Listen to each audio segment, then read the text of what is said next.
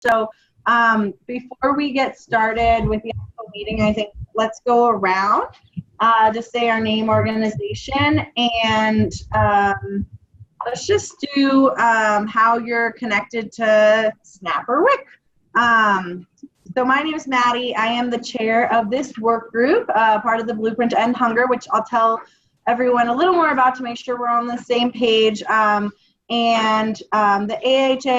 AHA is very invested in the Blueprint in general, but just because we know how much it impacts heart health. And I am very excited to hear what all of you guys have to say about how we can make SNAP even more accessible and relevant to participants in hoping to use it. Jennifer, let's go this way, I guess, since okay. This is the shorter side. Great. I'm really excited to be here. My name's Jennifer Banyan, and I am a consultant. I've been lucky enough to work with SNAP either in outreach or as a county director or on policy for the better part of 11 years. So I'm happy to be here and really get some good things going for the state of Colorado. Hi, my name is Andrew. I'm with Railhead, and we're here to support the I'm Kevin Werner, also the Trailhead, and guys kind of like the same connection. We're just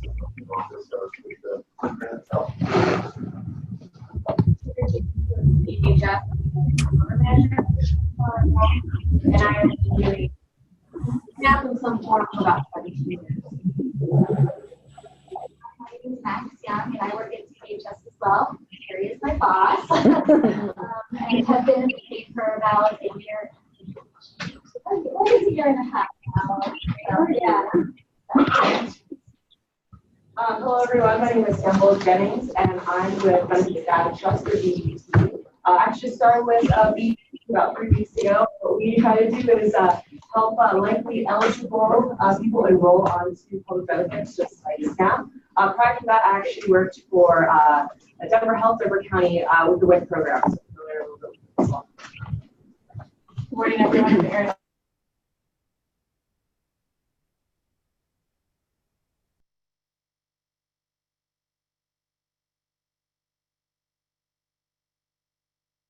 So I'm starting to figure out what's going on. And I came from the same PhD, the Department of Public Health and Environment, and was the WIC director for the state. Hi, my name is Sarah Rothberg. I am the communications specialist at Hunger Free Colorado, and I provide support for our outreach and for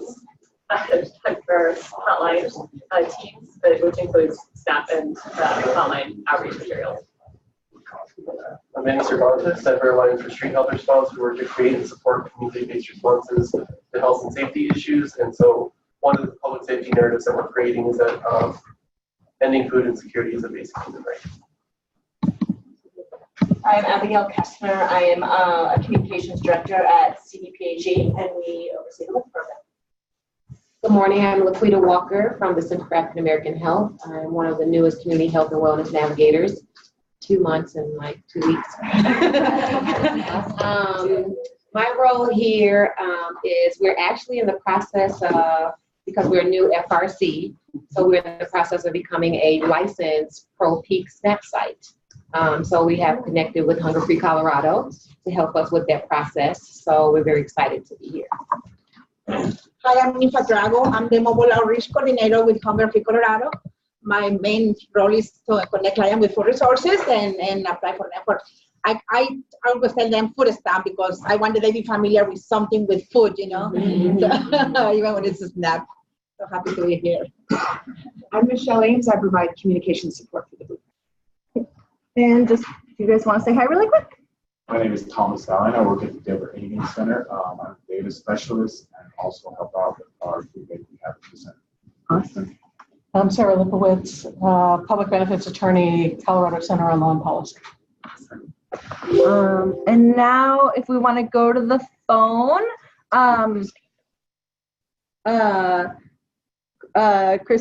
Christine. Christine, do you want to go first?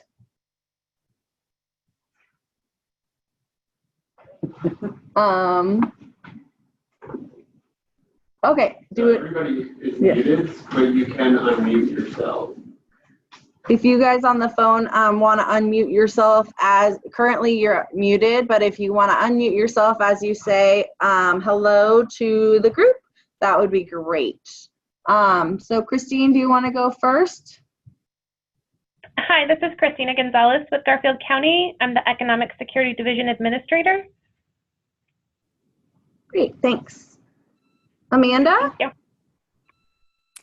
Hi, I'm Amanda Mercer. I'm a supervisor in the Colorado Department of Education School Nutrition Unit. We work with WIC in the summer to promote our summer food service program, and SNAP participation and enrollment directly impacts enrollment in our programs, and so that's our link. Awesome. It's quiet, I know. Joanne? Hi, I'm Joanne Hine. I'm the supervisor of the food assistance ongoing here in Mesa County. There's a couple of us in the room. Sarah Robinson with Mesa County Public Health. My connection to SNAP and WIC is that I love food and I love people having food. Good morning. This is Sherry Price. I'm the Deputy Director of the Family Resource Center for Hilltop and Grand Junction, and I'm involved in a variety of initiatives around WIC and SNAP, including the Essentials for Early Childhood.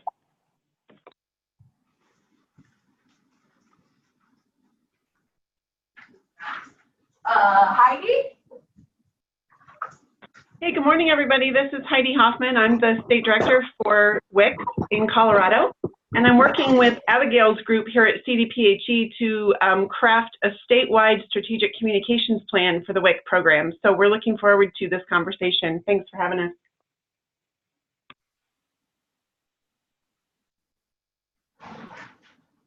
How about Mariah?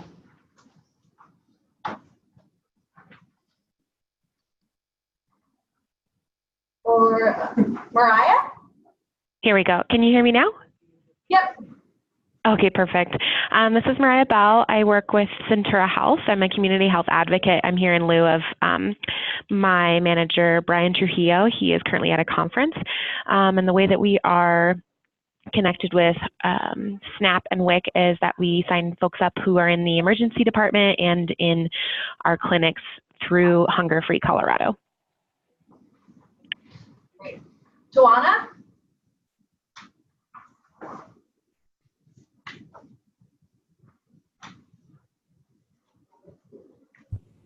Joanna, do you want to say hi? Okay. Matthew, do you want to say, can you introduce yourself? Yes. Hey, guys. I'm Matthew Stripling. I am the Rural Health Director for the American Heart Association, and I cover 6 states in our affiliate, and I'm currently located in Little Rock, Arkansas.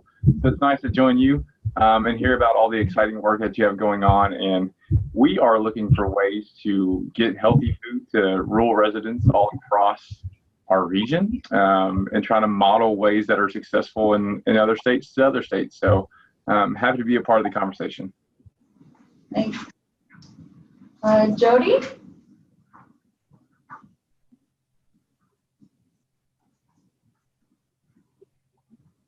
Okay, we'll move on to Renee. If you want to unmute yourself, Renee. Hello, can you hear me now? Yeah. Okay, Renee Franco here. I'm with Garfield County. I'm a SNAP eligibility supervisor. And well, obviously my connection for SNAP is besides supervising our SNAP eligibility process in Garfield County. I also do a lot of outreach for SNAP, you know, anywhere from going to schools and speaking to parents to inmates in jails and so forth. So just here to get some more ideas how we can get this information out there and increase our enrollment. Awesome. We have a few people with phone numbers and unique identities. S00272. Does anyone know who that is?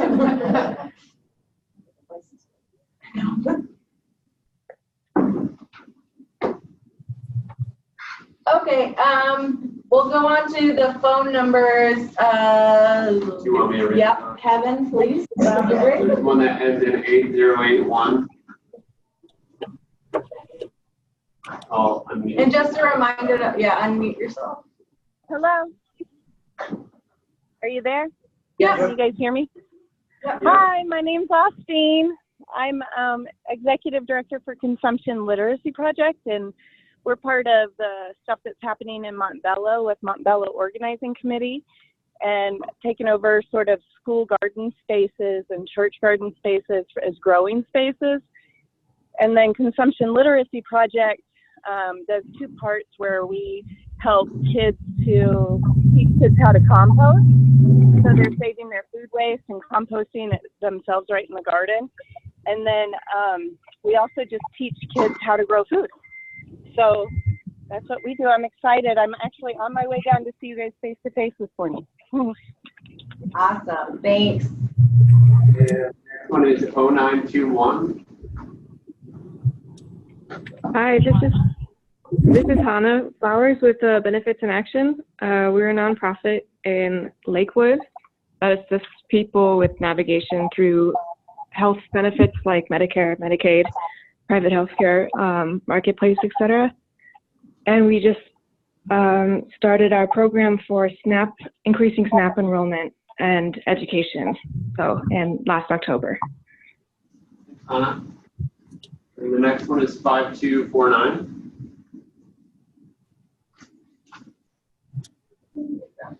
Hello. Hi. This is Tawana. I'm en route, so I couldn't unmute. But I'm in the one of the work groups for Blueprint and Hunger, promoting public will, and so I'm almost there. I'm on my way. Awesome. Great. Hi, and the 5249. That's my number. This is Kira Lowe. And I'm with Garfield County, actually Garfield, Eagle, and Pitkin counties, a relatively new regional food systems coalition called STANA. And among other things, we are focusing on SNAP and WIC enrollment, and actually the first, or goals 2 and 3 of the Blueprint and Hunger. Would you mind repeating your name? It's kind of hard to catch. Yeah, Kira Lowe.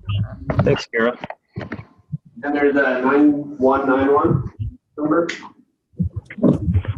Hi, Christine Dolan from Garfield County Public Health. I'm the Nutrition Program Manager and WIC Director for Garfield County. And 3767.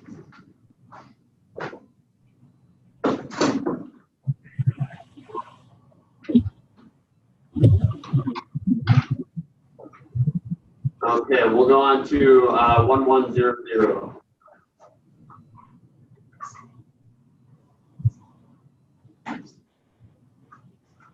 No. 1100. All right, 2240.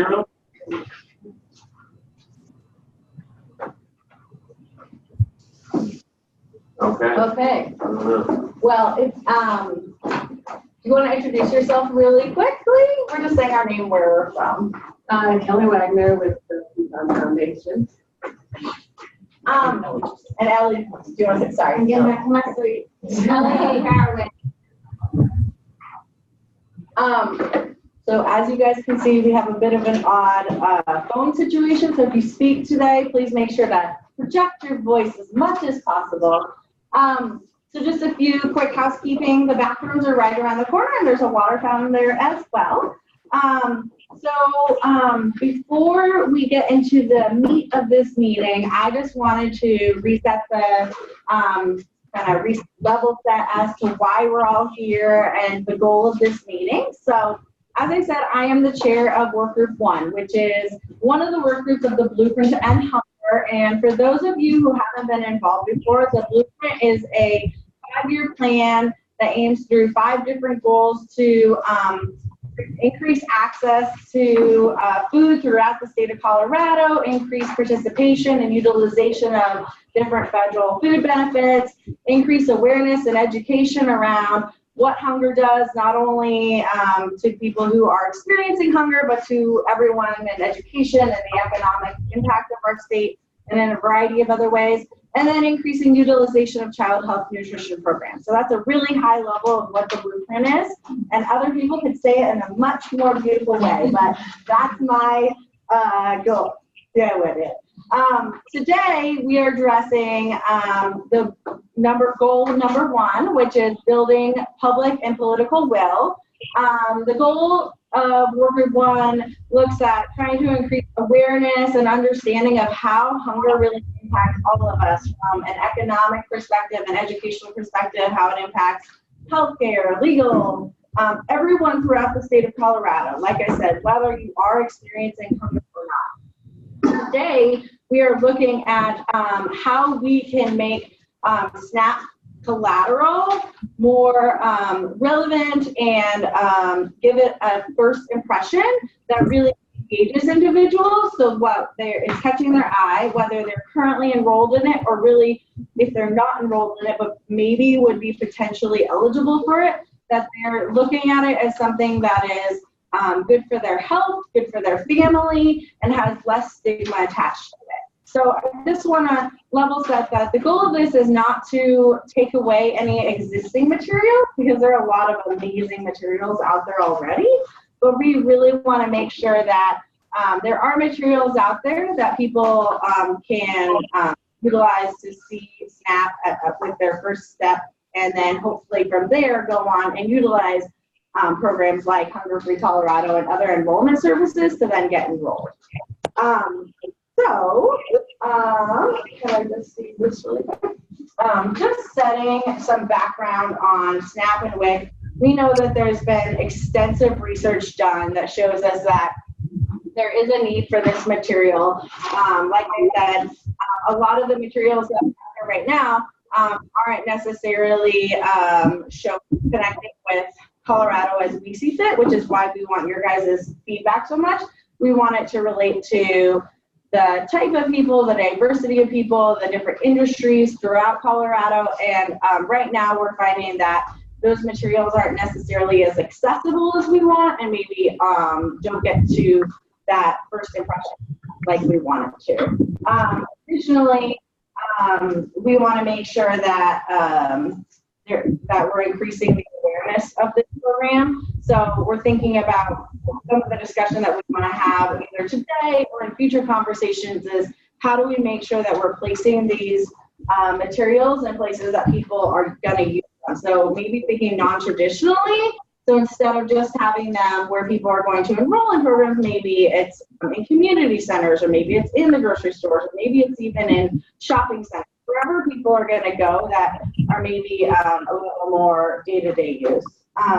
The other thing, like I already said, is we want to make sure to be reducing stigma. So with all of this, we're trying to make it relevant to everyone, not just maybe what people maybe typically see as your SNAP user. We want to make sure that everyone knows that SNAP is for everyone. As you'll see in the materials, maybe you've already seen them, or that we're going to go over today, is a marketing campaign from Partners for Hunger Free Oregon. The wording that they use is SNAP is for you. That's the campaign. And we want to actually, that's kind of our goal. We want to see what we can do to make some materials and campaign efforts to show that SNAP can be for as many people as possible. So that is a quick overview of what our goals are and what we're hoping to do in this effort. I want you to know that while Work Group 1 is quote unquote leading this, we've invited a lot of other people. So we would invite everyone to join Work Group 1, join this work, regardless of what work group you're in. I think we all know that a lot of the goals in the work group overlap. And so the more we can work together to achieve these goals, the better. So with that, I am going to turn it over to Jennifer to talk about our current status of enrollment goals and what we're hoping to achieve in terms of quantitative data in updating some of these materials or refreshing. Great, thank you, Maddie. So there's a second work group, well, there are many work groups, but the work group we're most closely tied to is the work group that aims to be a top 10 performer in both SNAP and WIC enrollment. Currently, we are 44th lowest in SNAP enrollment and 48th lowest in WIC enrollment. And our goal is to shift that over the 5 years of the blueprint to be a top 10 state in the nation. So one of the things in the research that has come out through the work of the collaborative, the work of folks behind the scenes and with different work groups is to really look at why is SNAP enrollment? What are the challenges to SNAP enrollment? What might we do to support an increase in enrollment? And the number one reason why people don't enroll in SNAP is not having knowledge of the program. That is across the board in every state in the country, and most certainly is what happens in Colorado. The other issues we know about, so stigma, those two we can really work on in this work group. Now, that's not to say that we don't know that there are barriers for enrollment, like transportation, county office practices, pieces where work group 4 and the state and the counties are really going to need to put those efforts. But what we can do today is really look at how do we increase program awareness? How do we make that so it resonates in communities across the state? And really tee up the efforts of our current outreach partners who are doing a great job, and to really help in the enrollment efforts that are to come in the blueprint. One of the things I wanted to talk about is there is a continuum. And as Maddie said, we have great partners who are able to say, call us and we'll help enroll. Or, Benefits Data Trust, Benefits in Action, Care and Share, the Hunger Free Colorado, all of the state SNAP outreach partners have information about eligibility, and it's usually in column 2 and column 3. So column 2 is information about eligibility. So what does a family income look like? And that's just a very brief one. Some of them are extremely wonky, whether they're put out by USDA or just sitting on a cork board in a hospital, and it's not necessarily engaging, but it is informative. So, and then the referral and enrollment. How do you get connected to the Hunger Free Hotline? How do you get connected via 211? And what we're focusing on is that first one. How do we make people actually want to learn more about the program, to ask the Family Resource Center about how they might get enrolled, to ask the hospital what are the next steps. So we're really looking at that first piece of the campaign. So I just wanted to kind of talk about what piece we're doing today, and how we want to build on what we also have in the field right now in Colorado. So I want to pause for questions on the phone and in the room on just this slide. Okay, we're going to move right along because we do have a lot. The next thing I wanted to kind of discuss. Can you go to the control folder? Thanks. So we, again, we did a lot of research on, so what messages are out there, what messages and campaigns have been very successful. And one of the key pieces, whether you're working with seniors, underserved communities, folks with who might be in rural communities, different language, is that the messages need to be human-centered. They need to be population specific and really resonate. They need to be inclusive. What we will see today is not totally inclusive of Coloradans, so we need to kind of think through that. Within this piece, and I'll kind of explain this campaign, have to have clear messages, reduce myths while increasing engagement and knowledge, and really focus on choice and health, and that it's available to all of the qualified. Those messages have been kind of tested in different markets with different organizations. So we know that what Oregon did was really put those into simplified terms, and especially, what we've seen a lot of people do is myths versus facts. And then it's sort of like saying, don't think of the elephant in the room. And the first thing you do is think of the elephant in the room. So really being fact-based, being simple, being engaging, focusing on health, and then making sure that folks know that if they are needing SNAP, it's there for them. It's uncapped. Anybody who needs SNAP and is eligible can apply, and you're not taking it away from other people. And we kind of scoured the landscape, and then we spoke with Partners for Hunger Free Oregon, and they have offered to let us wholesale use their campaign, which we're going to go through, and we need to look at what's missing, if we like these messages or don't like these messages, what we need to add. And that's going to be the group exercise, is to really kind of look at, is this going to fit? Do we like it? If we change the photos and add some more Colorado-specific pictures, is this a campaign that you think would resonate and that you would like to see when you walk into a nonprofit organization or a healthcare center or a grocery store? So that's why we're starting with this, because they've simplified the messages. They have it in 8 languages. And we don't have to go get the creative, which can be really expensive. Right now, you can't download a poster that says like this kind of message. So that's kind of the goal of this meeting. So when we go through there, you're going to see messages. SNAP helps keep healthy food on the table. SNAP gives you options. It's not going to tell you when and what you can buy. I mean, there are some restrictions, but they're very few. Really getting to the point that people who work can use SNAP benefits to help when their budgets are tight. So we know in Colorado we have not quite a livable wage, minimum wage, and you can be working and you also can get SNAP. So making sure that that message gets out. And then this last one is really geared towards seniors.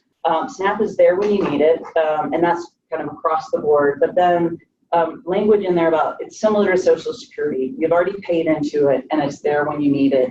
And everybody who needs it is eligible gets it. So really kind of taking away those myths by providing simple language. So those are kind of the messages that we are going to walk through today, see what you like, see what's missing. And these are the questions I think we're going to walk through one by one. Before we go into small groups, which is where we'd like to spend most of our time this morning, really talking through some of the language that you see in that big packet, the book that you received. I want to just talk to you briefly about WIC, and I'll welcome Abby to jump in and fill in. Right? Yeah, absolutely. So what we aren't proposing to do is recreate the marketing materials for WIC. There's already been a substantial investment in existing marketing materials, and while I think we can absolutely do more to support CDPHE and helping get them distributed more widely and all of that, they do exist. We haven't printed out as many copies of these as we have of the SNAP, because the SNAP is where we really want to focus, but there's a few packets on the tables if you want to see them of just a few of the examples here. I will say that there's a lot of material on this WIC marketing effort. There's a whole lot. It's almost overwhelming to some degree in terms of just all the options that are there, but you can just get a sense. All of them are sort of branded in the same way. You got this idea, right? But I think all of them are pretty accessible in terms of not being too much, overwhelming information. Just enough information and a call to action that if you were willing to take the next step, you would get the information needed to do that, to reach out to somebody who can more directly connect you to the program. So I'll just encourage you, and when we're in small groups, we'll make sure that everybody has one of those packets so that you can take a look at these as well. And they're also on the Google Drive as well. Yes, on the phone, they're on the Google Drive. And there's a link to that in the calendar invite.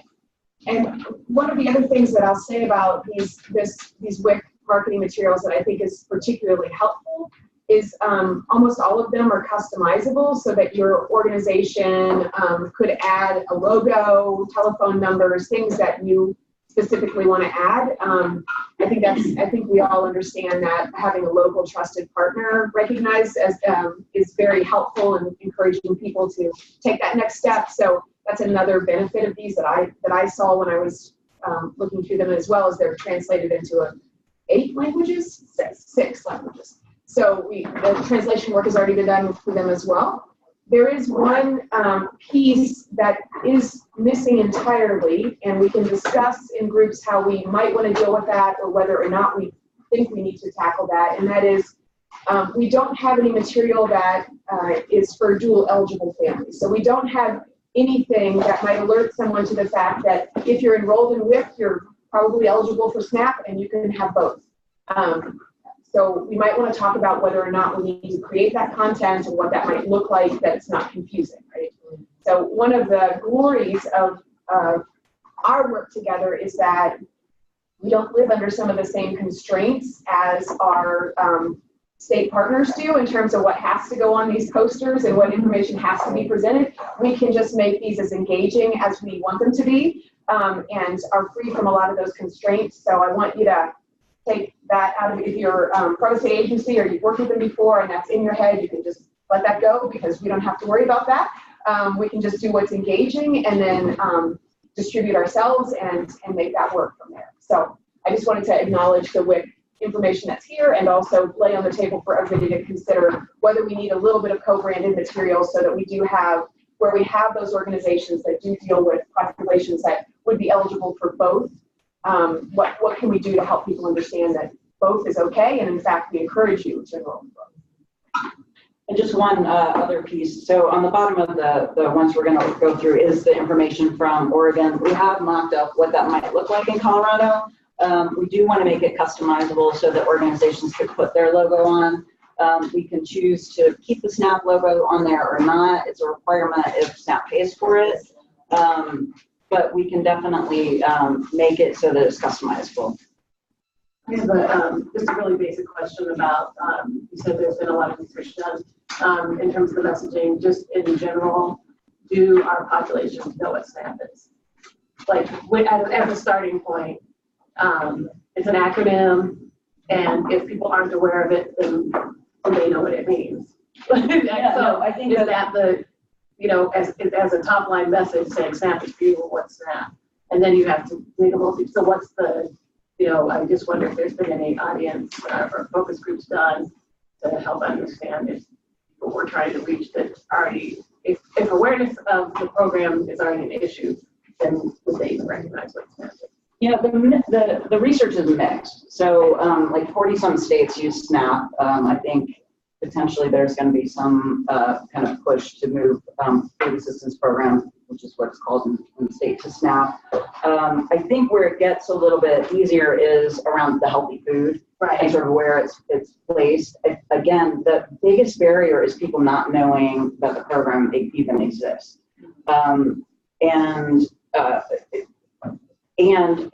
The SNAP does resonate just as much as others. And one of the things that the blueprint's trying to do, and I don't know how to get to this, and I certainly we would welcome input, is keeping both SNAP and WIC really framed as a health and wellness benefit, and focusing on nutritious food, just as that first engagement, and then have the questions about being able to apply for the benefit. It is difficult. I mean, there's things that we could put on here, like the average food assistance benefit is $128. I mean, there are little things that we could put on there that might help that, but I think whatever we put on there, there's going to be some confusion by some participants. I think the SNAP logo does help. Potentially the Colorado Quest card could help, but that's really people who already know the program. Right now, we're looking at folks who've never been engaged, and that's why we want them to kind of see that they could help get healthy food on their table. And these will be in places and spaces in the community where the likely eligible folks are. But yeah, that's a great question. I don't know if anyone has figured that out. But other states, so Oregon's at about 90% participation rate, while we're at about 60. It just, it's one of those things where we probably are going to need to iterate. So like testing things and then saying, okay, what is this? What are we hearing from the community, and what else can we put out? Because I don't think there's a one size fits all. And it is very confusing. I think I would hesitate to use the word. I think we need to get away from the word food stamps. That has a bunch of connotations. The newspapers still use it. it's very attached to welfare and not health. So if we want to really pivot, which is what the blueprint wants to do, we kind of have to take a leap of faith. But iteration is going to be key. Like this isn't a never to be changed. Nothing I think with the blueprint will. It's all going to need to iterate, right? We're going to have to know what's happening on the ground. What are your folks saying? Did they not understand that? Are they asking questions? Does this help you? All over the state. Which posters help you? What else do you need? Those kinds of things. Yeah, but great point. I think one thing too to just parallel WIC and SNAP a little bit. So when we did research the summer of 2016, and Heidi, I'm sure you have more updated stuff, so chime in here. We found that most people knew what WIC was. They had all sorts of perceptions about the program and how difficult it would be to access, but the branding piece wasn't the issue. Like people knew what the program was, particularly here in Colorado, and that was Colorado specific research. So I like the question and be curious if like people know what SNAP is, but don't know how to access it, don't know what benefits it would have, or have heard stories about difficulty. Be interesting to find out. Well, and I will toss out, I mean, I know I mentioned before that we do that voter poll every 3 years. So we are testing this year around the whole SNAP, food stamps, awareness, impact, that kind of thing, not necessarily around total perception of the program and accessing it, but hopefully we'll see that more people do know what that program is now and have, better associations with it. And I am right to think that you all always pair SNAP with the words food stamps, right, in order to make that connection, or is that pretty? We typically do. And so we used to, because of a prior voter poll that showed better public engagement and support by using food stamps, but that was back in 2013. We would lead with food stamps and then reference SNAP, and we flipped that. So now we lead with SNAP and then reference food stamps. Okay. But I think post voter poll in 2019, we'll see if that's still needed or not. But yeah. I just think that's really helpful to, to your question, right, is people don't know what SNAP is, and Jennifer's got, got a great point here, right? They don't know what SNAP is. At some point we have to make the leap, but, and we don't want to continue to propagate a stigma, and food stamps has a stigma, we don't want to use it, but it's hard to sell people on a program when they have no idea what it means. SNAP doesn't mean anything to me. So rather than say like formally known as. Right.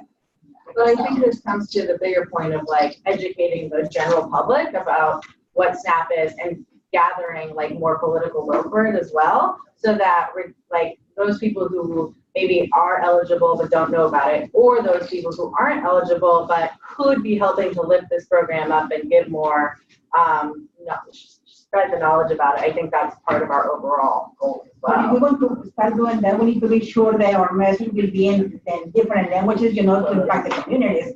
Because if we want to be focused only in 1 or 2 languages, it will be successful. We're looking at like 6. Well, Oregon did 6 or 7 are willing to just give us that, but we would want to think through like what I didn't see in here was Somali, some of the other recognized languages.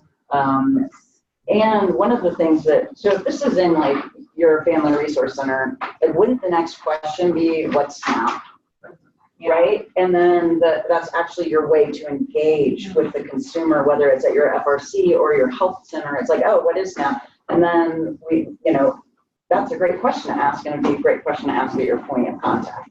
I think it's important that we don't ignore that it's currently called food assistance in Colorado, because that could just add to confusion.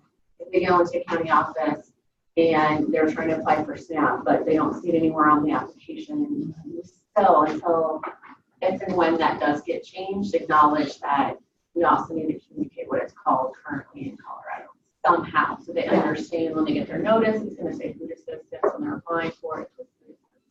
So is there any, that's a internal policy change, so CDHS could. It would be more than just a policy change. Yeah, it'd be a reg change, it'd be a system change. I mean, there's a lot to it. It's not yes. So on the spot, but publicly. In the meantime, it's just something I think we need to be aware of. So would like CCLP need to put forth legislation for it to be changed, since we're again sort of an outlier in the country with that name? What would be I can't say you don't know whether the process or not that is what should happen. I don't know that there has been any intensive discussions at CHS about changing it. That I'm not saying that means okay, people aren't interested. It might be something good for Aaron to, bring up at the advisory board and things like that. You have a higher level speech as staff there. So do they call it food stamps or just food assistance? Food assistance, the technical term that's being used right now. And you still refer to it? We use all three. Okay, I was just trying to clarify, okay. Yeah, mostly because as in Colorado, it's the food program. Right. But a lot of times we have to clarify past that because food assistance can mean a lot to people. If you say, are you seeking food assistance, they don't necessarily know that that's referencing SNAP only. And so we'll talk about food assistance, but let's talk about it as SNAP, or food stamps, like it all gets in there at some point. And it's required on all of the state outreach posters that are paid for. So SNAP is already on your work, parent shares work, outreach work, benefits data. So SNAP is already on there because it's a requirement from the funding. So it's not like we'll be putting something out that's new. It's already, if anything is already out there, it has the logo on there. It has the name on there because of the requirement from that. The next piece that we want to do is break into small groups and actually have some more detailed discussion about the language you see in the Oregon materials and thinking through that. Before we do that, though, it might be helpful to some of us in the room, and by some of us I mean me, for sure, if maybe Terry or Ellie or some, could you all address what that continuum kind of looks like right now in terms of when people are encountering these different pieces of language, right? So if our goal is back here at the beginning to just get me to say, hey, maybe this could be helpful to me, and take that next step to reach out to an assister, to reach out and connect with an organization that can help me better understand what is this program, what does it do, what can I get from it. So at that point, when do I start to encounter different things like food assistance or food stamps, or how does that continuum look?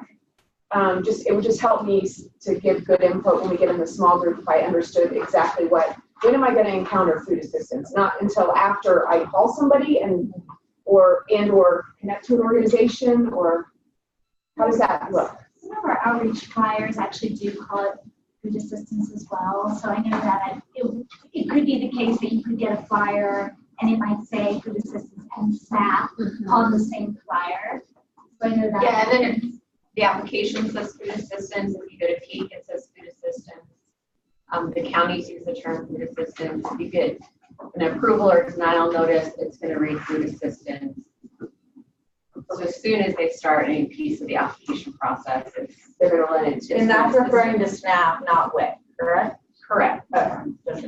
So could that be addressed in so if we looked at the continuum of this being like the first entree point into people thinking that the program might be for them, and then that second one is the kind of eligibility criteria that is really important for people to understand and the process.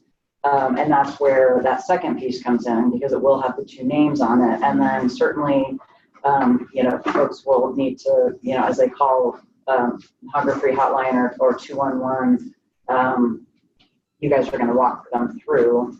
They're going to say, I'd like to see if I qualify for SNAP, and those folks will know. And then in that, that process happens, right?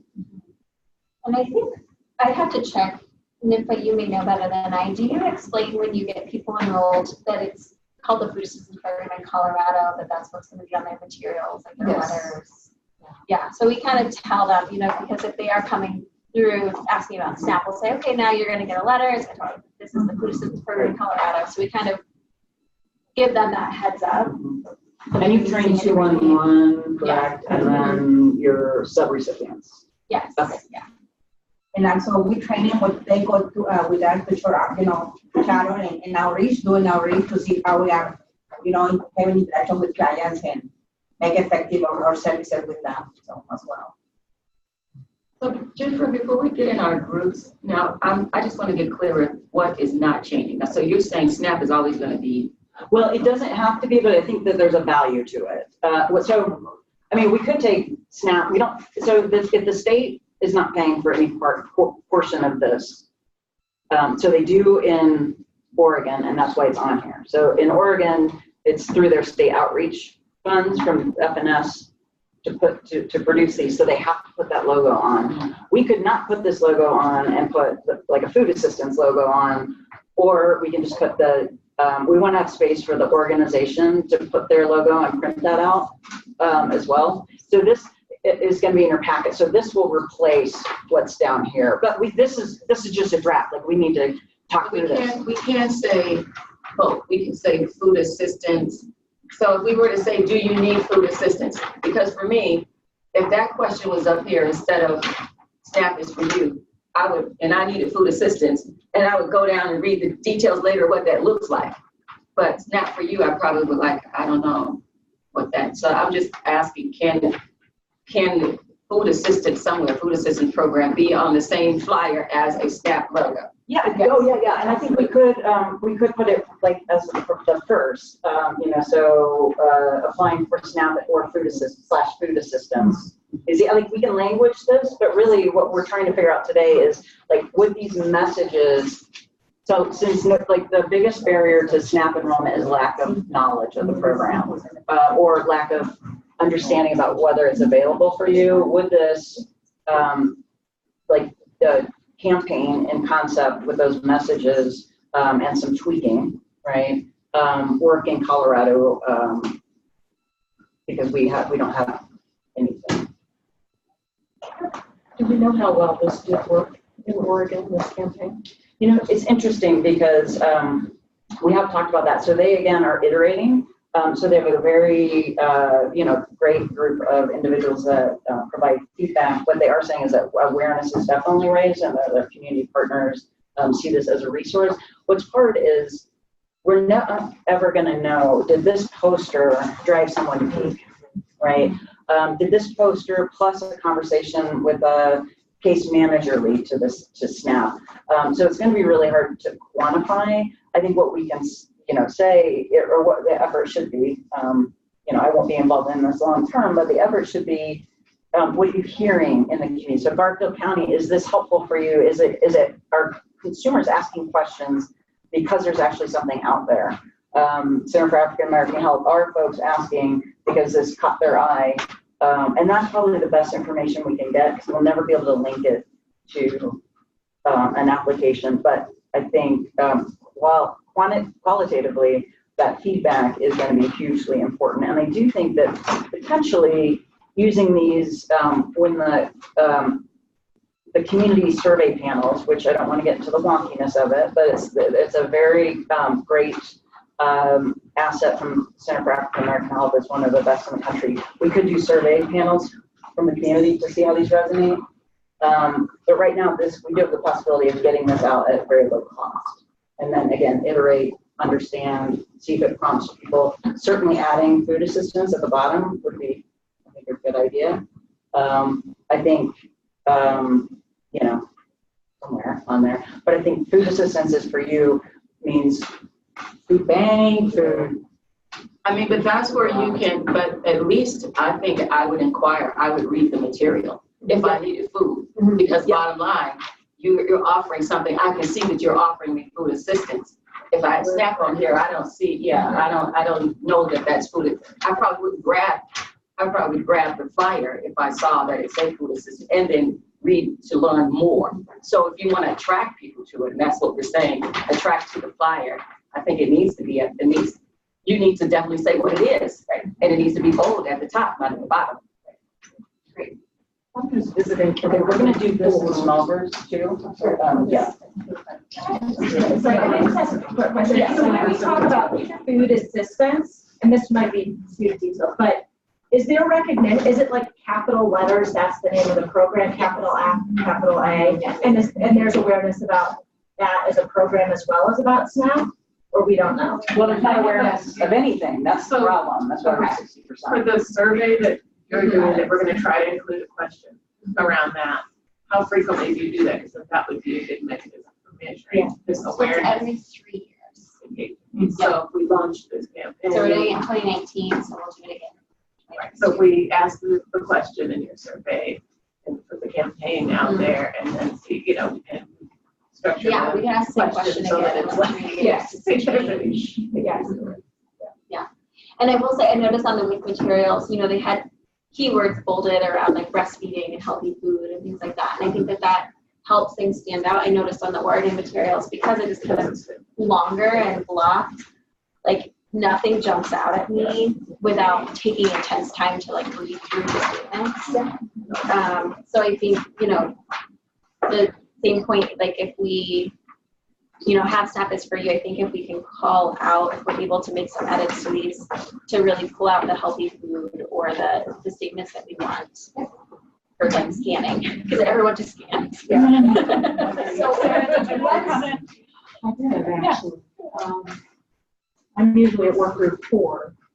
So work group 1 here has already determined that messaging is inadequate, and that's why we're looking at this.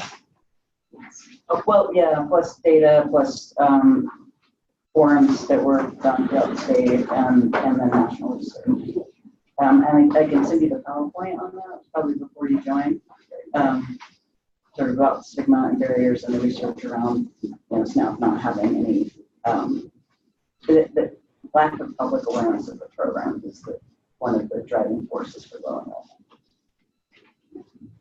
Sorry to bust up on the conversation. I was listening into what everybody was saying as I was driving here. And one thing that I wondered that I didn't hear, and maybe this is in my absence, I missed people mentioning this, but my own barrier that I've had, I've been eligible several times actually for SNAP. And with a single mom with 3 children, and I started my own nonprofit. I'm always resource deficient, I would say, struggling for the next step. And my pullback is the application process. It's really challenging. It's actually been returned to me a couple times and said that I wasn't eligible. And when I called, they said I was. And then it's an hour to talk to them. And I don't have that kind of time. Yeah, we did talk about that. So we do know that there are barriers to enrollment, structural. So not just so client correspondence, right? Yeah. Waiting and getting mixed messages, transportation.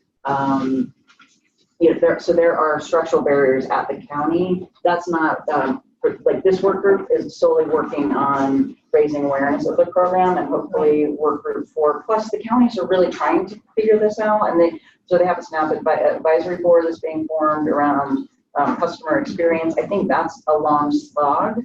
Unfortunately, some of these are just federal rules, and I think counties are becoming more aware of the difficulty of waiting on the phone for an hour. Potentially the state is looking at like IVR or other ways of helping people get clear information. What's IVR? It's interactive voice process where you can renew online. Over the phone. So like there are other pieces that are going to happen structurally, but that's this work group, this meeting is just about how do we raise awareness and get that first piece of people who have never thought about SNAP because we haven't put it in a non-stigmatized, non-welfare, that first level of engagement. But I would certainly encourage you to participate and provide that feedback to the SNAP advisory group, which is being formed right now, and to work group 4. I don't think it's a lack of awareness, but it is a lack of how do you solve it, right? Yeah. So we're not just missing all of that because boy, do we know. It's just what can this piece do? How might we reach the 40%, the 320,000 people who are eligible but not enrolled through community partnerships and through awareness of the program. And it's going to take a continuum of communications. It's going to take a continuum of business process changes. It's going to take a continuum of community feedback to the counties and the state. And that's why consumer experience is so important. So if we begin to quantify that, we can identify the breaks in the system. So if you're going to talk about doing something like a drive, like where you go out and you bring people together and you pull several partners together and you bring lots of food, and then there's a drive to like have people that can help with applications. What are the questions? Let's move it through. Well, NIFA is the most talented application sister in the state, doing somewhere around 1,200 applications a year, which is mind-blowing. So any questions you might have, I would direct those to her because she's freaking amazing. I was gonna say, and Yeah, I was imagining this kind of well. I mean, that's also part of the reason that Hunger Free Colorado operates the food resource hotline is that we know it can be really complicated, and so we have people who are well trained to be able to actually do the application with you, help you troubleshoot, say, hey, I got this notice, I don't know what's going on, they can look at it. And we have a co-located worker for Denver County who actually can then immediately do interviews for people as well and get them signed up. So we try to eliminate a lot of these barriers for people who are struggling.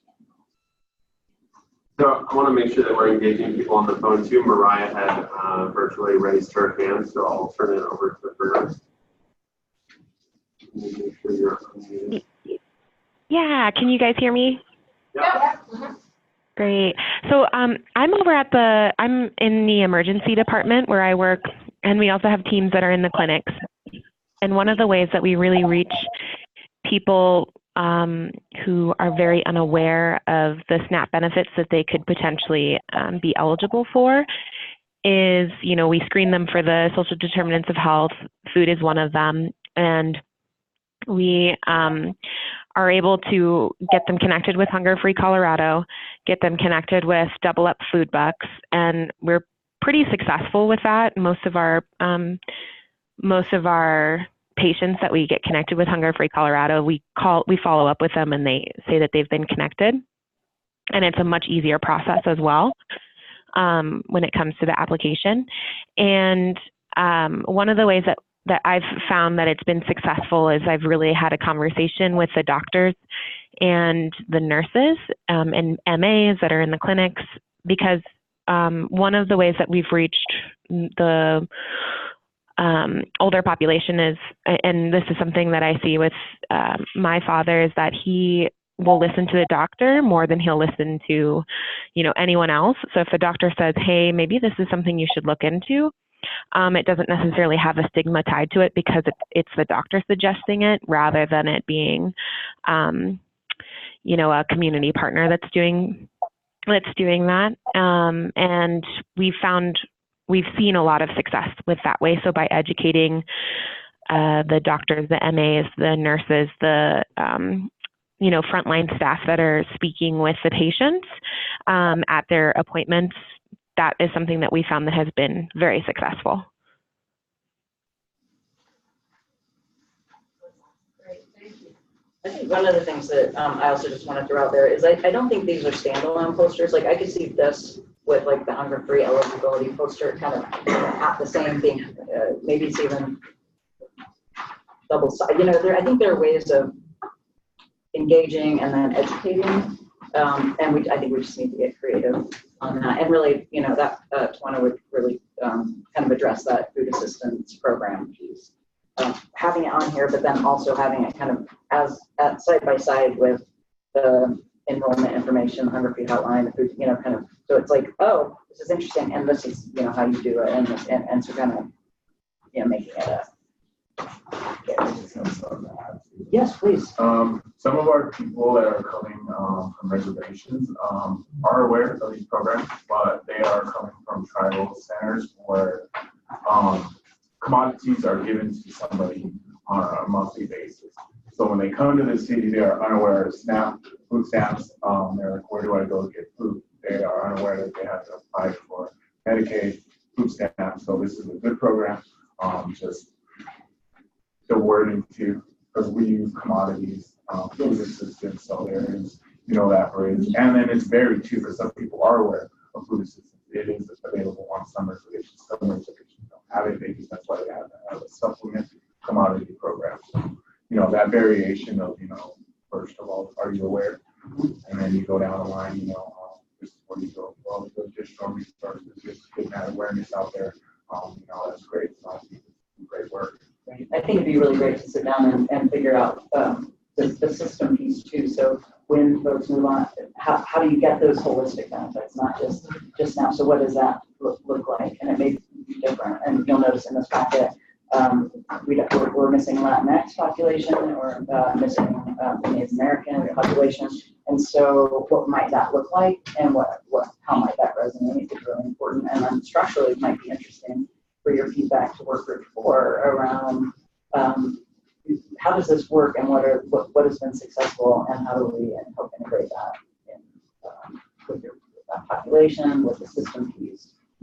So from a very technical federal piece, federal regulations prevent a person from receiving both commodities and SNAP, either or. So that would have to be a piece of that conversation to make sure educating people that it's one or the other. Yeah, there used to be, sometimes commodities that are done, so we have to have to apply for SNAP.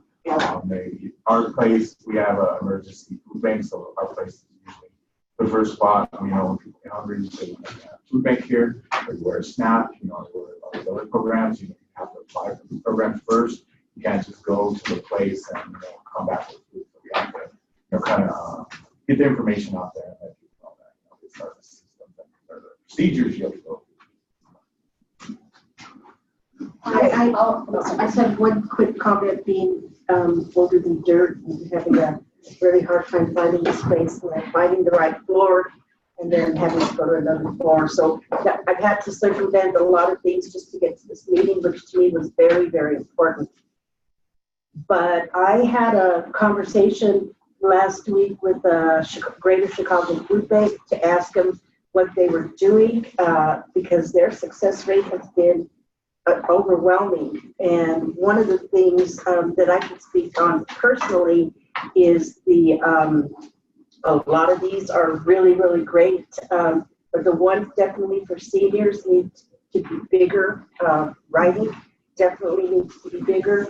And I like the idea on the phone about your doctor suggesting that, maybe applying for SNAP could give you a healthier diet, maybe making your health a little bit better. However, are doctors willing to do that, and how do we get them to do that? Because I love that fact. And then last, they provided me with some myths, which I've been hearing from the senior population, like, why am I going to go through all the trouble to get SNAP when I'm only going to get $15? Yeah. So they supplied me with myths and actual facts. And I'm sorry, I was supposed to get all this together yesterday, but I had jury duty. Don't hate that. I told them I was too old to be able to do it. So. Anyway, so there are a lot of myths that can be overcome if we could just try to get, for seniors especially, that type of information out in bigger detail. Sure. But I like the doctor idea because you're right. People do listen. Most people listen to their doctors. I don't, but most healthy people listen to their doctors, and I like that idea. Also, I like the idea of possibly coming together, and I'm sure Servicios de la Raza, I'm Juanita Montoya, by the way, with Servicios. We would love to host maybe a SNAP education day where we could bring in food, because food brings people in. I don't care who you are. If somebody says free food, I'm there. So we'd be willing to do something like that just to get people, especially now that the weather is starting to be summer, actually, to get them in one setting and let them know, first of all, that we're available to them. And then for our Latinx immigrant community, that the grandkids are eligible for SNAP, and your information doesn't get shared with us. That's a big, we're a safe place at Servicio, but to be honest with you, because of what's going on in government, even though we're a safe place, we become a little less safe for them. So a lot of it is conversations on the phone before they come to the office now. So we are, you have to press a buzzer to get in. You have to know the code to get into the different offices. So we try to reiterate the fact that we don't give information to anybody, and it's just about trying to make them healthy. Another thing that we're doing is Market Mondays. We get the Highlands Farmers Market food on Sunday that they don't sell. And on Monday morning, we just put a big sign out that says Market Monday. Come on down, everything's free. We don't care who you are, where you work, if you work.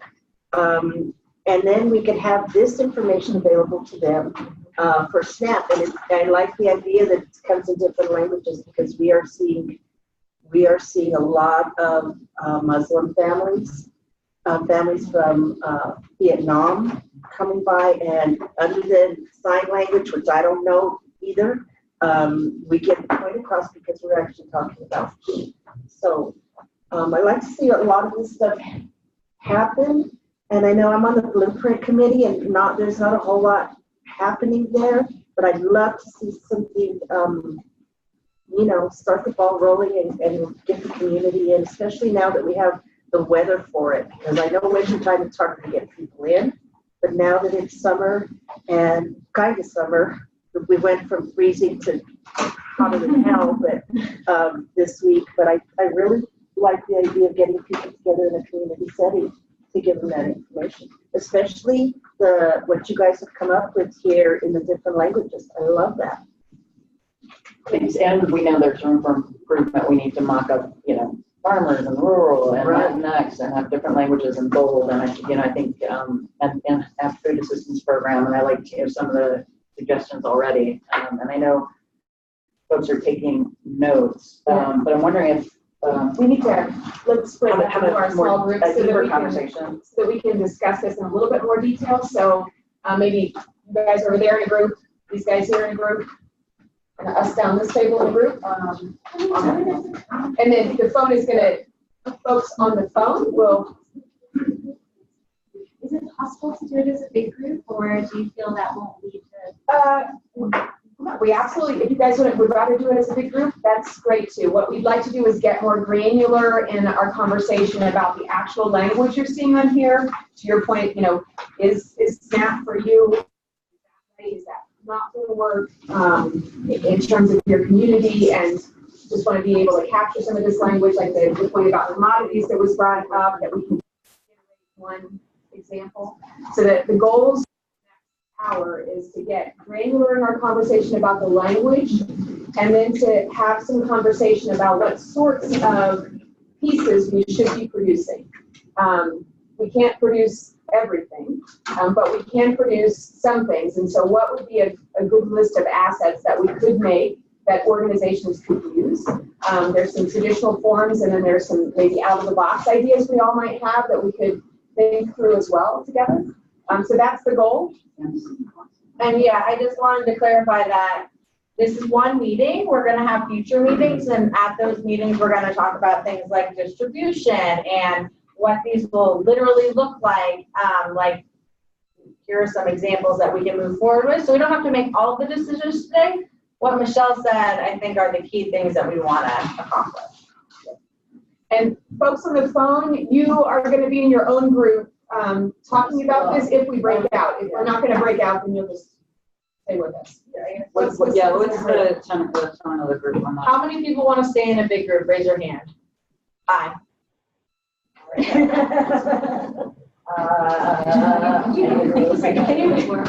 that like half and half? How about everyone on the phone? You can send through chat or do it verbally. The question is, do you want to break out or do you want to be involved in one conversation? And the other question is, are you still having trouble hearing? Yeah. It might make sense for the phone to be a group. Michelle, can you write your key points on a board or something? So sure, absolutely. Absolutely. And we actually had some main questions too in that PowerPoint slide. So, what are people saying? Either way, I'm fine with conversation. One conversation, we're finding a way. So, I can hear well.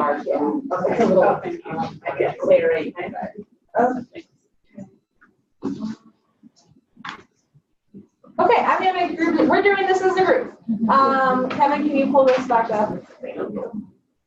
So the first question, if everyone wants to pull open, since everyone speaks English here, let's start with the English ones. If you guys want to pull these open and take a look at, take a few minutes to just look through. There are 1, 2, 3, there are like 10 different English versions here. And online, all of the materials are accessible on the Snap or on the Google Drive. I also sent them out over the chat, so you should be able to download them on there. So take a few minutes and look at these, and I'm gonna have Michelle is gonna be taking notes. She will scribe. Just so you know, the questions that we're looking at are what work, pretty much high level, what's working in the existing materials. Then we're gonna move on to what doesn't work. Is the call to action clear? And then what's missing? So I'm gonna let you guys take a second to look through these, and then we're gonna talk through what works first in terms of messages, images, language, and overall trying to get people to our goal of becoming aware of SNAP and actually wanting to do something about it. So take just a few minutes to do that. And it's our intention, in terms of the translation services, it's our intention to get all the translation that we need. Jennifer's pointed out that Oregon has done it in 6 different languages. If those aren't the right languages or we need additional languages, we will work toward that as well. So if we could take maybe the translation piece and set it aside for a minute and know that we'll continue to work to build that out, and just think about the language for the purposes of this morning in English for right now, that would be really helpful. And then we'll keep an ongoing list of what additional translations we need. And it'll be really helpful to hear from you about what you're seeing out there and what other languages we might be missing. And I just want to clarify that there are like 5 different images for this message that says SNAP is for you, SNAP helps you keep healthy food on the table so you do not have to choose between things like medicine, rent, or food. SNAP gives you options. You can choose where to shop and what to buy. And so that's the message. But then there are 5 different images that go with that. The other one that's pretty key is SNAP works.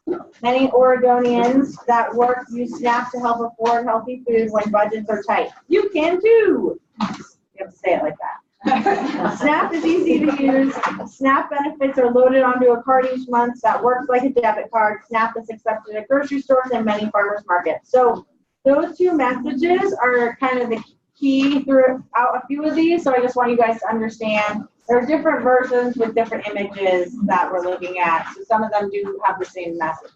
2 for seniors, 2 for work, and 5 for. Can I ask a question on the eligibility for SNAP? Is it different in different states? Because it's national, so I'm assuming because it's national, it's the same. Well, there's some slight differences. Because, you know, we don't make the most money out of all the states in the union, so is that where the difference is? We have one of the highest income guidelines now. Okay. That's 100%. There's not too many states that change that. Okay. So one thing that's going in our favor. Okay. Yeah, and unfortunately, the cost of living makes no difference whatsoever. Yeah. Yeah. But we still have about 300,000 people who are not enrolled in Colorado. That maybe raises a question I'll pose to the group in terms of the language and the messages that we see here. And going back to your point about myths, would it be valuable to add an additional bullet? And I'm not going to, as a communications flunky, I am not going to advocate for adding too many more words to these posters, but would it be helpful to have an additional bullet that simply acknowledges that you could receive as much as, or some kind of number that would go to this idea, why would I do this for $10 or why would I do this for $5? Is there some other language that we think, or is that we can get over the threshold to get people to take the next step without telling them what their benefit could be? I will say we do see some mixed reviews on giving a number. Often families will latch or individuals will latch onto that number. So when it's much less, it can be very confusing for them. So that would be my only concern, though it can be motivation to call and follow up on it. So it's worth thinking through though. So on the chat, we had Matthew suggested just starting with 1 document at a time to go over, since we have so many. And then Mariah wanted to say something.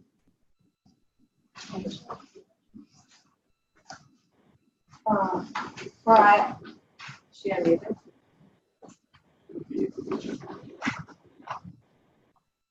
Mariah, did you have a comment? Okay, sorry. Can you hear me now?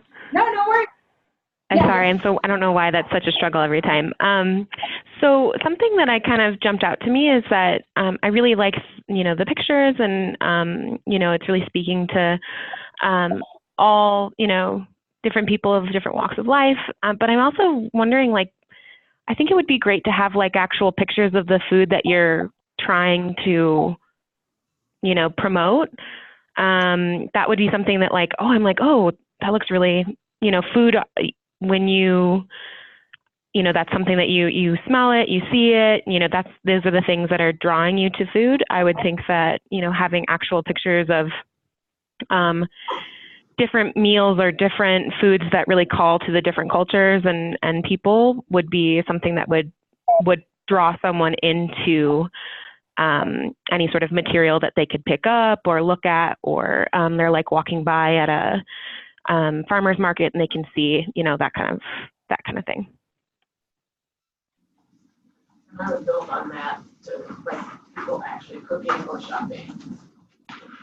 So how would we do that in a way that would resonate with diverse populations?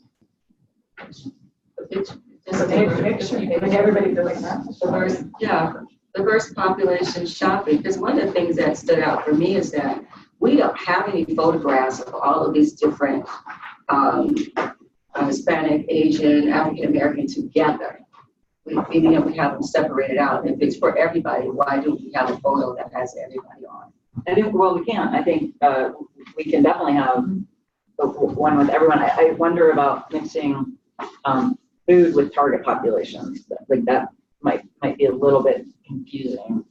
One thing I really like about these is that they are almost occupational, or they target certain groups. You can kind of see this is where workplaces might be, and then this is for different ages. So I like that about it, though. I also like the idea that it's where you're shopping and how you use your benefits. And we can, you can download we can make one like that, and everyone can just download whatever they want to put in their organization's foyer and office. And so we can certainly add one with food, and then the organization can decide which ones, probably more than one, would resonate in how many different languages. And we could add one that's about healthy food, and then one that is a group of folks.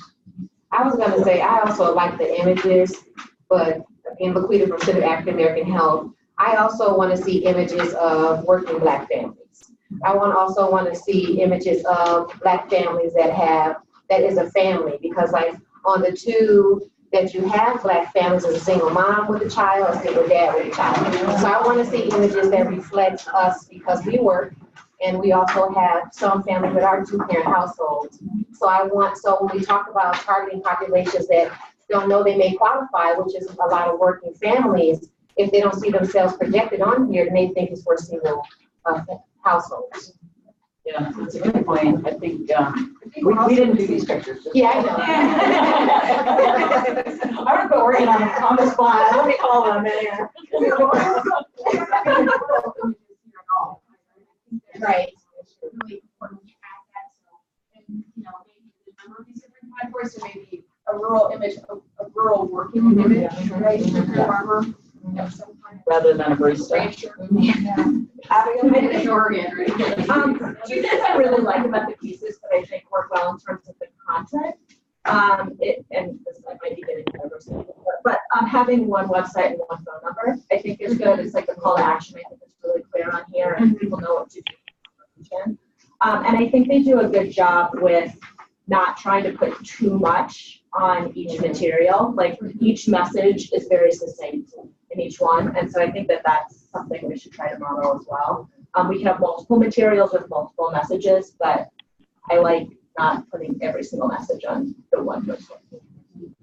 I do think bullet points this long, like Elliot pointed out, you don't want to read them naturally. And I think reading through these, a lot of these have been reiterated in quotes that we have from people who have experienced food insecurity. And I think it'd be a lot stronger of a message if they were condensed into quotes. Quotes from people who use the program. I will say New York did a campaign a couple years back, and it was Snap Helped Me. And so it was the same idea, this one is Snap is for you, but it was, a photo of an individual saying how Snap helped them. And it got to these same things. It was saying, oh, it helped me, with Medicaid and Snap, I was able to do that.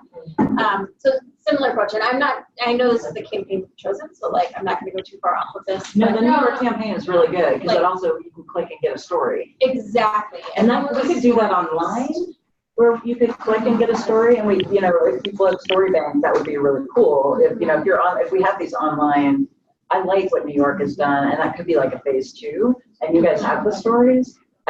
Those are really powerful. Yeah, we're just trying to do this on the. I understand your good point, Jennifer. And online, what happened with the culture that they don't go, are able to go to the computers, We need to be focused to target all population there and the communities. So we need to be thinking in different ways to track them and be attractive for them to apply, If you have give the confidence to come with us. Since you are out in the community, I don't know, probably more than most folks, would some of this help to have the pre-engagement? So you're starting an outreach event at a new apartment. Would this, some of these images with translation be appealing to the folks you work with? Oh, definitely. Okay. Definitely, I completely agree with that. So a couple of things, sorry. Just as a reminder, could you please repeat your names and organization when you talk for the people on the phone? And then also I wanted to turn it to Renee from Garfield County who had a suggestion. You're on mute, Renee.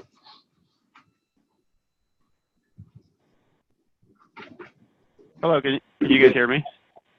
Yep. Okay, so kind of similar to everybody's feedback, really, I think the pictures are great. A lot of the suggestions that we're giving on, I think they're all very valuable. But I was also thinking, pictures of people doing what SNAP is for. So family shopping at farmers markets or, family shopping at the grocery stores and stuff like that. I think that would really stand out for individuals rather than just, the individuals look happy, everybody's smiling, but this is what SNAP is for. It's, to help individuals. We want to promote the healthy eating. So the images with the farmers market and so forth and stuff like that, I think that would really help. A lot of the verbiage that's on here. I think it's fine for this most part. They're just on one of them. It says SNAP gives you options. You can choose where to shop and what to buy. Of course, we all know there's some, you can't really just go anywhere and buy anything. So maybe some confusion with that. And those are just some of the ones that I can think of off the top of my head. But although what everybody else is saying, it's really good. So thank you guys all for your input. Yeah, we could say something like you can shop at this many stores in Colorado for healthy food. I mean, that could be something that we should add. I don't know the number, but it's a lot, right? Yeah. Are there certain stores that don't accept an e card? Sure. I mean, they have to be an approved retailer, so I'm sure there are stores. So you're maybe mom and pop stores may not, really? They may not. It depends on the location. And, I think if I recall correctly, I believe the USDA website might have some maps of retailers by state, so you can kind of see where the pockets of retailers are. Get that, but in the rural areas, there may only be one or two places. It might be, or even in dense urban areas, it might be a convenience store. That's some of the problem with accessing to healthy food. Really, it's dependent on the retailer in your area. Kelly with the Pecan Foundation. I just don't want to lose sight of some the issue that a couple of us have mentioned in terms of awareness of SNAP, that term in particular. And if we're trying to reach a population that we've said is not aware of the program, I think, and then also just bringing, how do we address it? I don't know if SNAP is for you, but it should be the main point if people don't know what SNAP is. And then also, if when they get into the process, we're not using the term SNAP, but we're using food assistance or food stamps. I think there needs to be some consistency and alignment between the terms that we use. What beginning, or at least some connection. Something right. So it's Max from CHS, and I went onto the Partners for Hunger Free Oregon's website, and on their first page, even though this only says SNAP, it says find food assistance, and then on the first page it says SNAP in parentheses food stamps.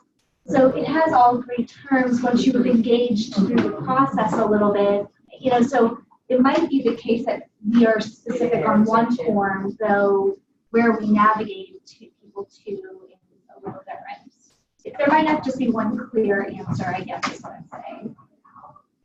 And I guess, back to the original, like, we're trying to reach people to make sure they know that food assistance is available and they see SNAP. Is that going to engage them right away? And do we have to, there's an educational piece, and yes, you want to drive them to the next step and the next step, but is using the term SNAP, that's just my question. Is that going to do it?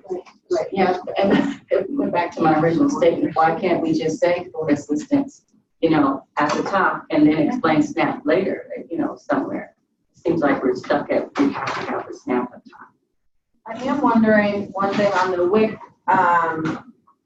like WIC posters, whatever you want to call this, marketing materials, they clarify, like WIC provides whatever. So would it be more helpful if we specifically had a few things that said what SNAP does? But I am not an expert, so I don't know if it's really as simple as here's what SNAP does. But I'm wondering if we take Abigail, sorry, I don't know if you have any. It could be as simple as one sentence. I mean, if you don't want to get it too wordy, I'm sure there's one sentence. Yeah, I mean, we could put SNAP as food assistance as the first thing under the picture. I think we put food assistance is for you. That then kind of gets it into WIC, it gets it into food pantries, it gets it into food banks, it gets it in the, child nutrition programs.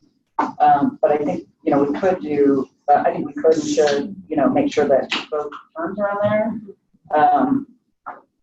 And simplify, simplifying the language and bullet points. There's a lot of agreement around saying a bullet point underneath the SNAP food. I have a couple more comments on the phone. They're kind of like in what SNAP does language. Yeah. Amanda, would you like to go ahead and comment? Please unmute. Can you hear me? Yeah. Great. So I really like I'm Amanda with the Department of Education School Nutrition Unit. I like the idea of having the materials targeted to kind of what populations you're going to be using them in.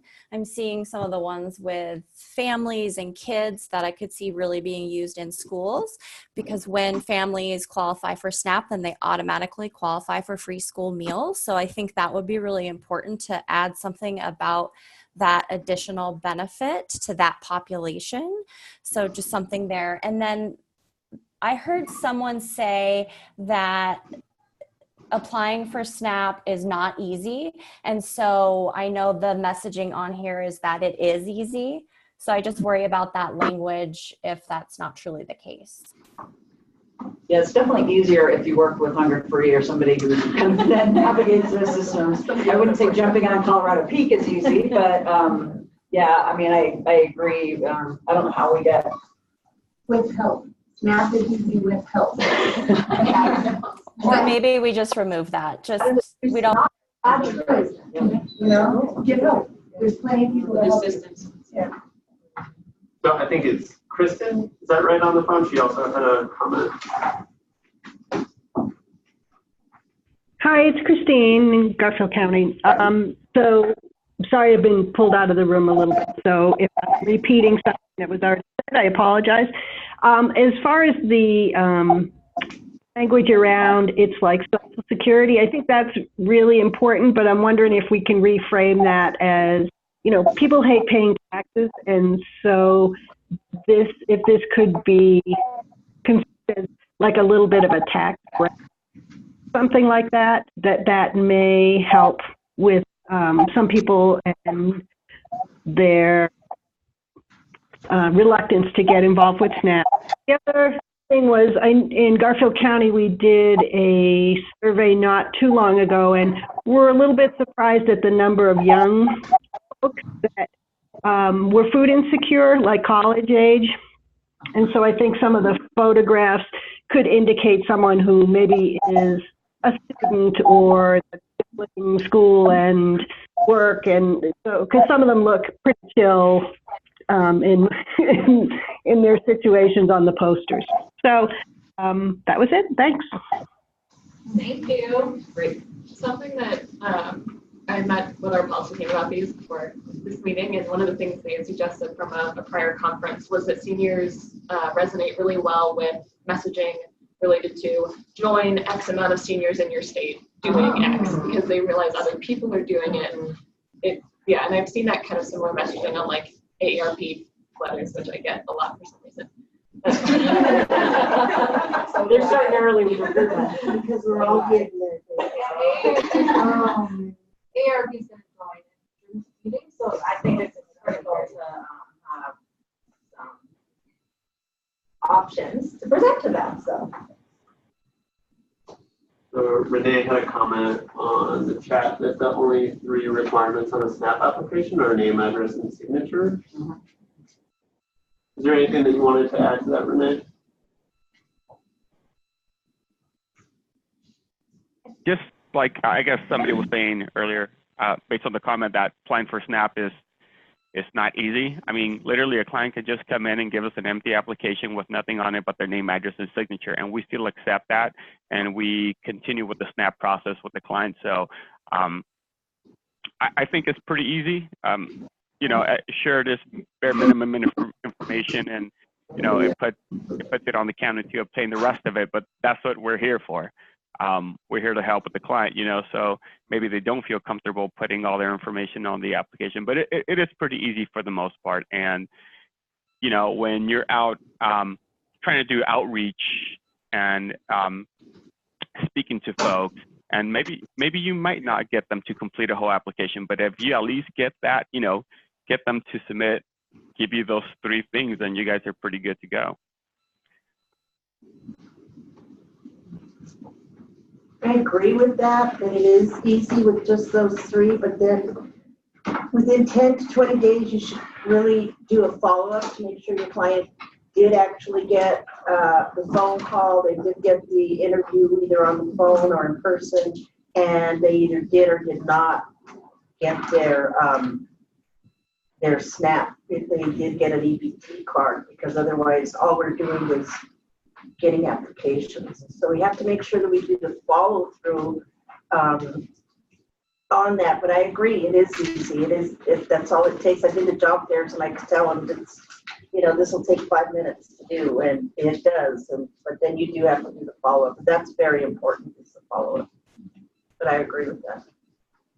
Can I ask a question to folks? How important is the language about, in your mind, about that everybody that's eligible for SNAP can get SNAP, and this idea that if I apply for SNAP, then I'm taking it away from someone else? I hear that a lot. When I sit with you all, I hear that a lot in groups, that people are hesitant to enroll because they feel like maybe I don't need it as much as this other person, and if I take it, then they don't get it.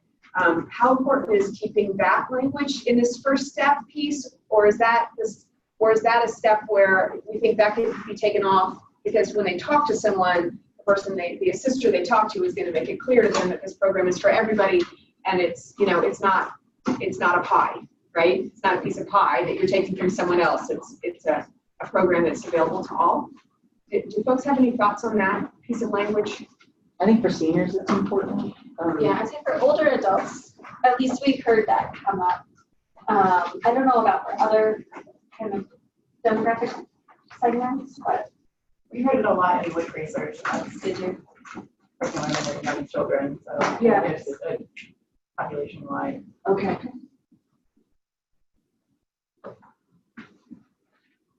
And it's a short one. It's one of the shorter bullet points.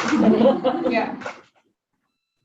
Are there any missing, so if we're going to shorten these, that's one option, but are there other key messages that you guys think are missing from this that could fit with any of them, or So we talk about bullet points, and I think someone mentioned this, but we was mentioning different places people can use their SNAP benefits.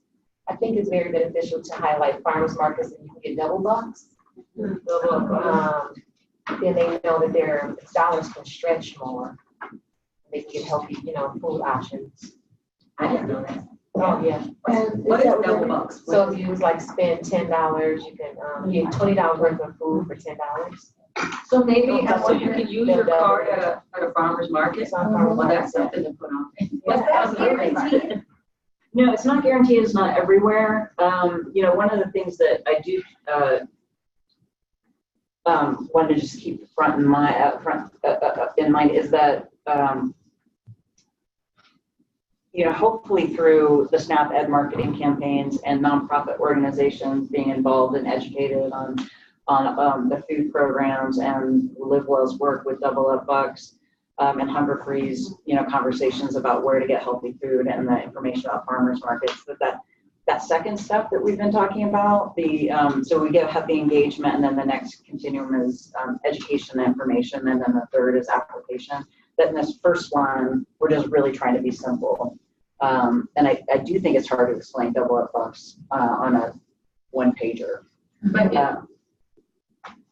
and I don't know that it necessarily has to be on the one pager, but if we're putting a link for them to find more information, that's where they will find that information. Just include all of these suggestions within this link that they go to, and then they can. The link.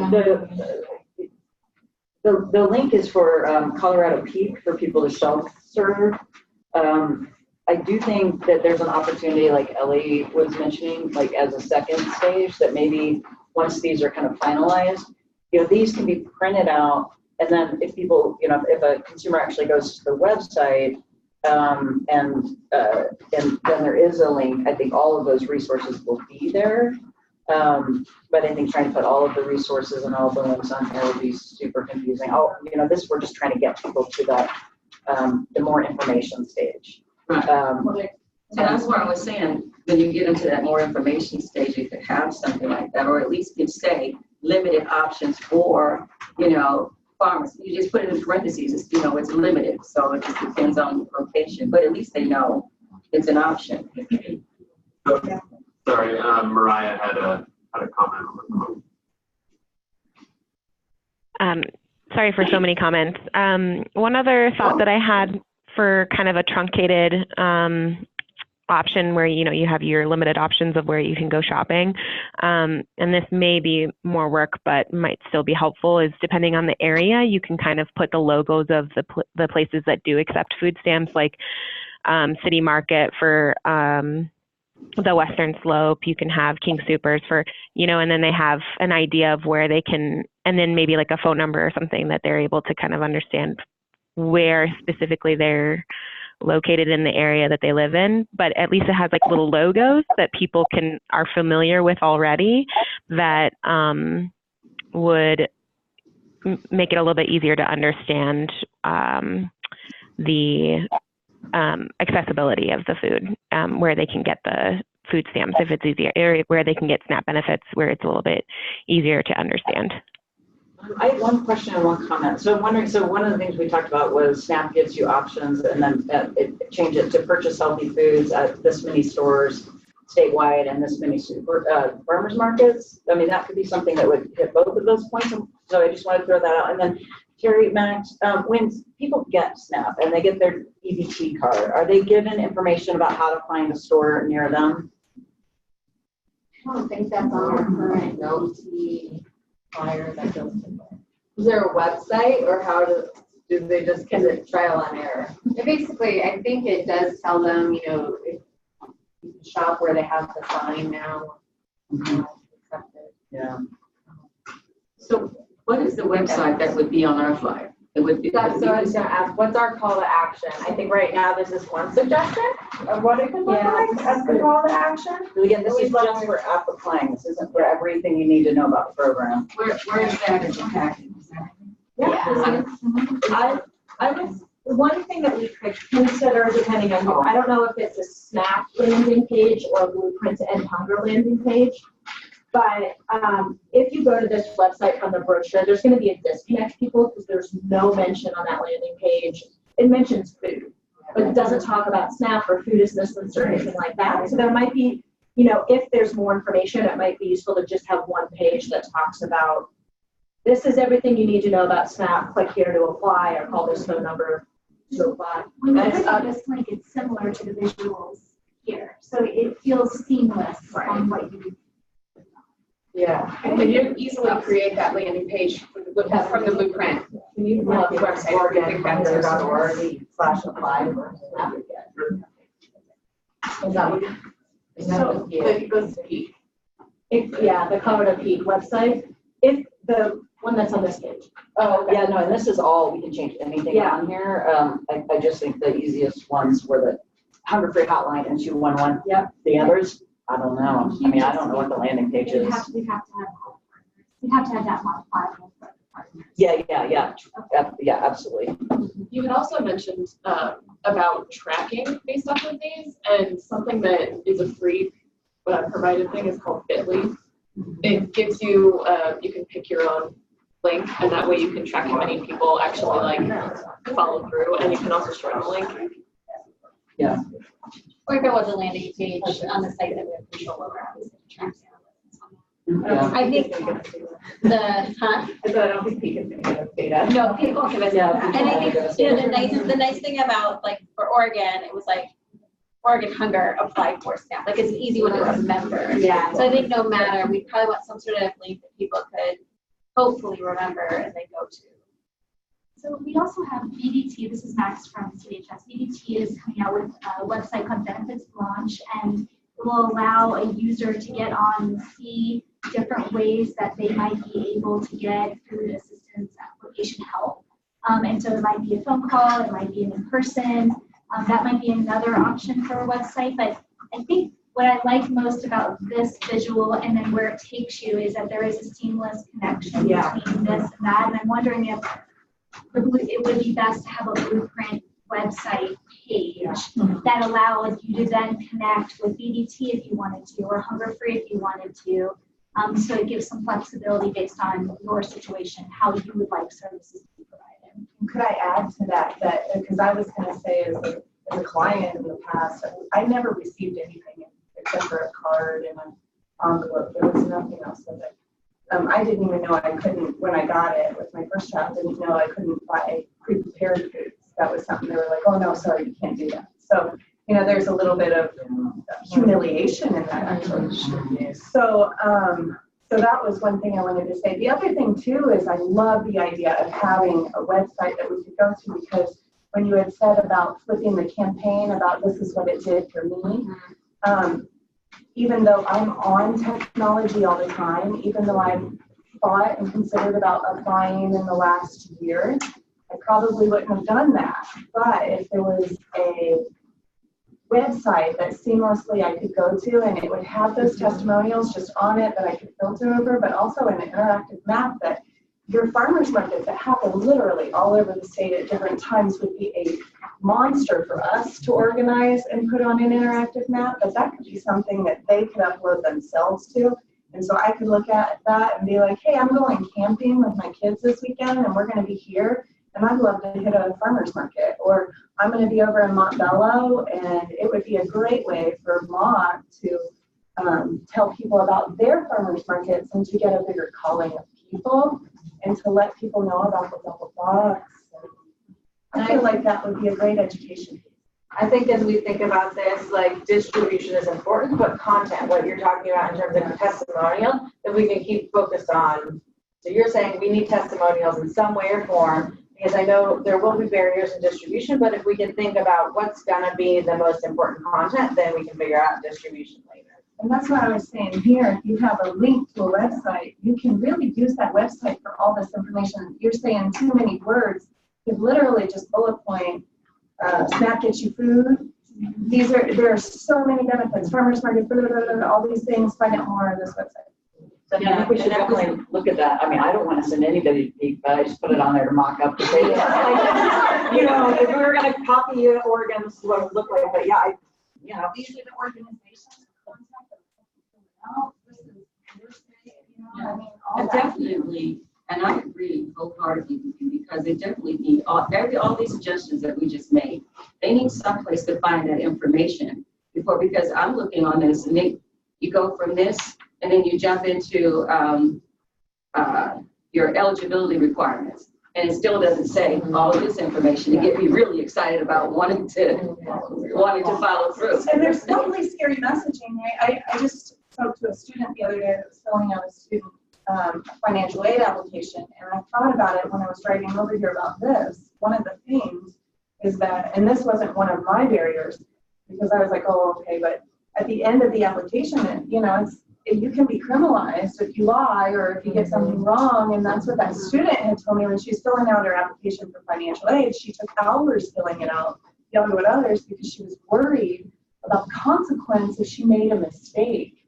And, you know, I think that that's another piece of it, is just knowing that they help you. Yeah, I think that's really why the application assisters and the outreach partners are so important, because they can answer those questions. And I mean, the single purpose application is scary. And nobody wants to have a client error or an agency error, as we know happens. But yeah, I think that's really why people on the ground being trained in this and our current application partners, I mean, you can answer all these questions because you know it, right? Well, my recommendation is just, you know, to send them the best education in our staff, because even when people is afraid, if we don't provide the right information or just keep people like a number, it's not right for the community, you know? We need to figure out the best way to serve. For example, they will be moving. I'm sorry, I'm new from Founder Free Colorado. If they will be moving, you know, in 2 weeks, avoid to send the application on the moment, because the client don't make the change reports and they will be losing benefits. You know, you can be in contact with them or send them to for us or another organization that they provide the services. So it will be a big change, and we're going to start looking difference in our work in the community. You know, just don't see the people as a number. This is the biggest part of our work.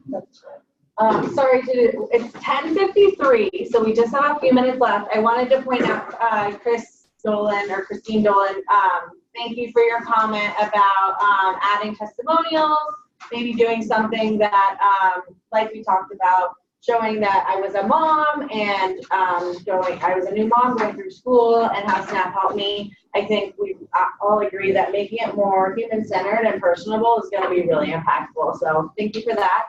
There are two things we wanted to, in like 3 minutes, I would love to know. So our goal for the next meeting is to take all these recommendations and kind of put together some drafts of potential language, potential images of what things could look like, but we need to know additionally maybe what some of those assets would be most effective. So we've talked about your traditional flyers a lot, but are there other things, and a website, are there other things? So on the marketing proposal that we originally put together for the Governing Council, this is a draft, but some things we put together are like posters, wrap cards, flyers, website content, some other things that are non-traditional. When you think about some guerrilla marketing that's happened in the past, is it posters when you go to restaurants? Is it, help me, Michelle, is it pop-it,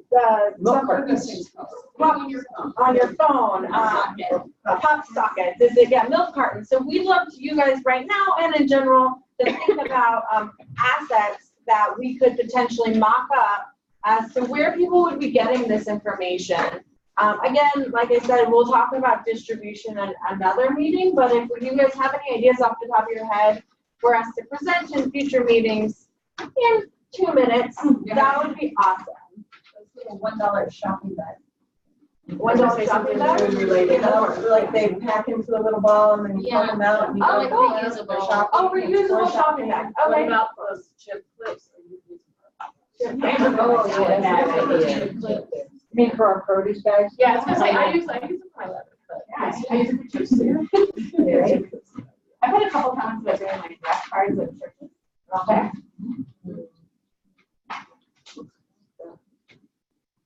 Like wrap cards, like they. I want Billy to do a mural in downtown Denver somewhere. Do a big mural. Yes. Are there any comments on the phone, Kevin? Not yet, Not I yet, just put out a question. Okay, cool. If there's budget to print some stuff like chip clips and shopping bags, putting aside a little bit to maybe do some Facebook ads to be able, because then you can test different messages and different pictures that then you can use in some of the practice. We'll just throw out the ideas now and we will cut it based on our future funding. I'm working on it. I'm not just saying you, which we're also working on, but I'm just saying think big right now. I just want to reiterate about the Yep. What about some, Go ahead, Austin. I was thinking, what about something, I'm thinking food related, because that's the mission of it. If there's something food related that's a little like utensil in the kitchen or something that would be fun and useful to get like that. Magnets, but something maybe that's Or something in the kitchen. a strainer or They used to have those snap cutting boards. Oh, Yeah. Is there, I used to have one. Oh, I don't know where it's really pliable. Real pliable. Is there something you put in the car? Oh, yeah. I know that Cooking Matters do a lot of like cutting boards and spatulas and things like that, so that they're like participants get some maybe they also. excited thinking about food preparation and So my only getting into. thought is that you just want to make it good enough quality that it doesn't just break down. Yeah. It's thrown away and it's just extra plastic that's not being used. So cutting boards, those flexible ones are good, but like veggie peelers and things like that are typically, they're cheap. Yeah. And water bottles. Like measuring cups or measuring spoons. Oh, yeah. They last. On the chat, we had seconded refrigerator magnets from Amanda Mercer, which they've also done to promote summer food service programs. Mariah added to social media, so Facebook as well, but also Instagram. And then an in-person idea would be movie nights in the park.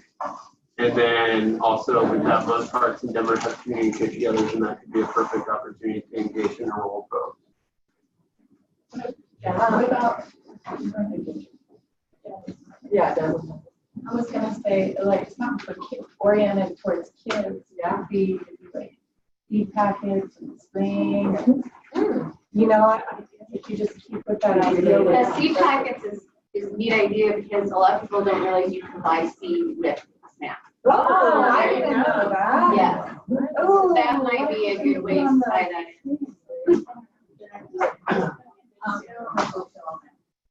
So I hate to cut us short. We have 2 minutes, but you're welcome to stay and keep talking. But I just want to be respectful. So I just wanted to say a few things. Thank you all for your input. It's nice to have so much diversity and diverse thought in the room. Our goal is to have another meeting at which we will look at some creative ideas, like I said, taken from this feedback, and hopefully draft up some assets. And we will also talk through some distribution ideas. So what are some traditional, what are some non-traditional ideas? Some things I would love you guys to think about are there any people that maybe aren't in the room that we could invite?